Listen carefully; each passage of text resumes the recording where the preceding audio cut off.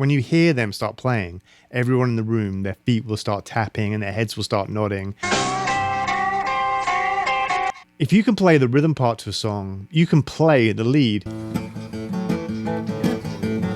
That's just kind of like this unseen driving force. Okay, so what's the most important thing if you want to be a great guitar player? Well, think about the difference when you hear a legendary band playing, like the Allman Brothers, for example, playing some soaring, dynamic, amazing blues masterpiece. And then contrast that with just kind of a normal average band hacking their way through a 12 bar. The thing is, it's all about the rhythm and the feel. In fact, if you want to really improve your guitar playing, the single best thing you can do is become a better rhythm player. I mean, I remember when I was young talking to this amazing jazz player who was playing all these effortless, beautiful jazz runs. And I just asked him, how do you do that? It sounds amazing. And he literally said, I just kind of play around the chords. I just kind of play with the chords. So if you can play the rhythm part to a song, you can play the lead easily because it's just kind of like filling in the gaps around the chords in many ways. I'll explain how to do that later on in the video. It all makes sense. But first of all, let's just talk about rhythm. What is rhythm? Well, in music, rhythm is sacred, right? It's the thing that makes the whole thing make sense. But what actually is going on with rhythm? Well, there's kind of three core elements to rhythm. You've got your basic pulse, which kind of dictates the tempo. And then dancing around that basic pulse of the music is the groove and the feel, which are kind of the subdivisions around the main beat.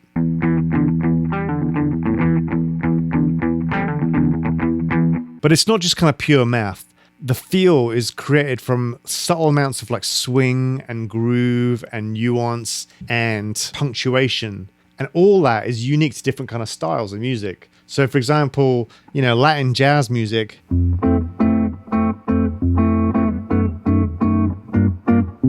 And, Texas blues. Texas blues has its own kind of unique sound that's very distinctive. And it's different from Chicago blues or Delta blues. And then within that framework, each player brings their own interpretation to the table. And then there's technique. How are you actually going to create the sound? How are you going to attack the strings? How long are the notes going to be? How are you going to punctuate the sound? And just as much as the notes part of the rhythm, the spaces and the silence in between the notes are as well. And then the third thing is the actual tone of what you're doing. Because even if you're playing exactly perfectly in time to the metronome, if you're using the wrong sound, it's just not going to sound right. So there's distinctive types of timbres that go with certain types of rhythms, right?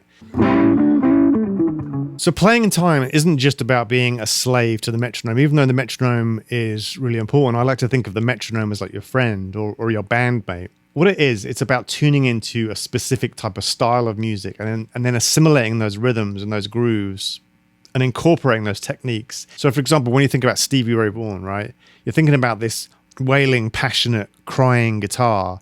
But underneath all those amazing solos, there's this dynamic, rhythmic, hard Texas swing engine that's just kind of like this unseen driving force.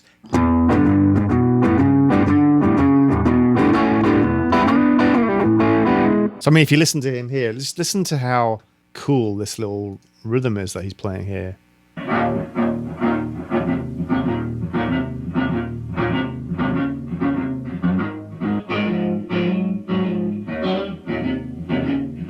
Now, that even sounds a bit weird and out of time almost because the swing is so hard on that. But when you hear him playing that little beat with the band, it sounds so cool. And that's the difference between an amazing sounding blues band or this kind of average blues band, is just that understanding and that deep immersion in that rhythm that goes with that style. Let's look at that basic beat. And, it's just got an awesome sound when you hear Stevie playing it. And there's certain musicians that when you hear them start playing, everyone in the room, their feet will start tapping and their heads will start nodding.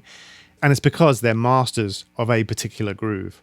So the basic blues rhythm, let's take a look at the notes here. So if you've got the basic rhythm, which is like this, the first thing you can do is add an accent, which is where you emphasize a certain note.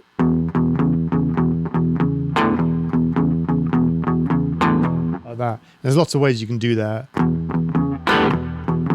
Those muted breaks or muted upstrokes. And then what about if you then add an extra note as a variation? So you go with the accent.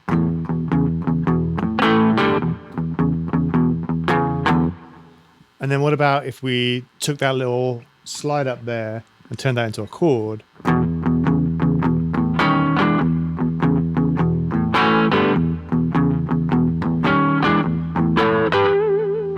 And then you can do things like add a rolling bass line to that.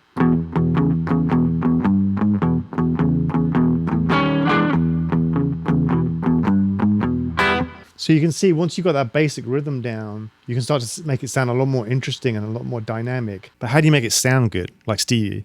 So one of the things is his palm muting, and basically that's a way of kind of controlling the amount that the strings are ringing out. So you can do quite a hard palm mute. And then there's just an awful lot of swing there, basically. So essentially a shuffle is where you're playing 2 8th notes, but the first 8th note is longer than the second 8th note. And the way you'd show that in musical notation is it would be a triplet with the first 2 notes of the triplets tied together, 1 and 2 and 3 and 4, like that. So, but Stevie's is a shuffle, but it's swung even harder.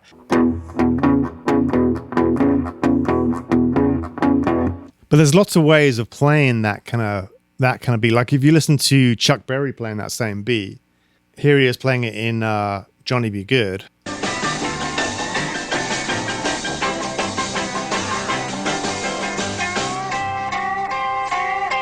And the way Chuck Berry would play that rhythm would be he'd play it kind of like a straight eighth note feel with a slight bit of swing to it, like hardly discernible amount of swing. So basically it'd be like,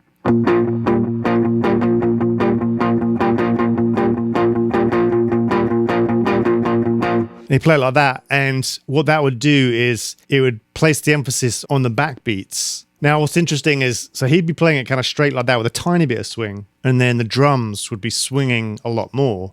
So it creates this kind of like polyrhythmic, amazing kind of feel, because the drums are almost like playing like a jazz swing, and then the guitars are kind of pushing back to this kind of driving 8th note feel. And that creates a unique sound. Or if you look at Mark Knopfler, this is just amazing hearing him play. Listen to him playing just that basic same beat here. Totally different to Stevie. I think I did most of my learning. The very beginning was on my electric guitar, learning to use a pick.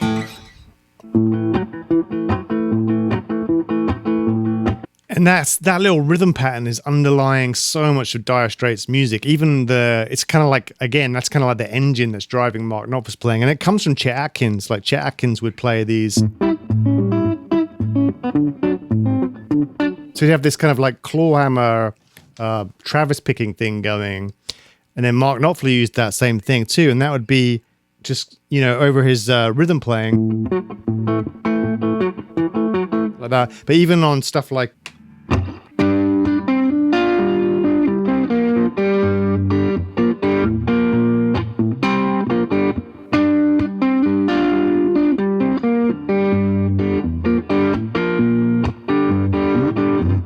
so it's that same rhythm is going on where he's doing this. And even in his lead playing, gives this kind of cool, swampy, really intricate sound. All right, so here's where it starts to get fun. Once you've got that basic rhythm down and you've kind of mastered that kind of groove, and then you've added some little accents and punctuation to create a great groove, then you can start to kind of fill in the gaps and add a little bit of lead in there. This is one of the most fun things to practice, and it's a great way to develop your lead playing, because you've got that engine of that rhythm kind of going in the background. So you can start by just kind of getting that little beat going.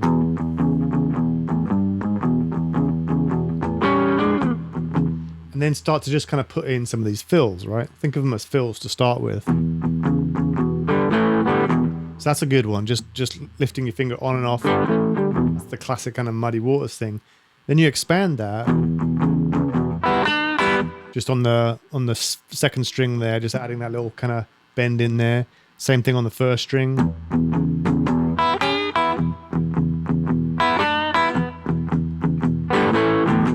all these little fills, right? And then once you've done that, then you can start to expand those to be more than just a couple of beats. So try doing a kind of a call and response, which is kind of integral to blues, is that idea of kind of playing a little bit of rhythm and then answering it with some lead.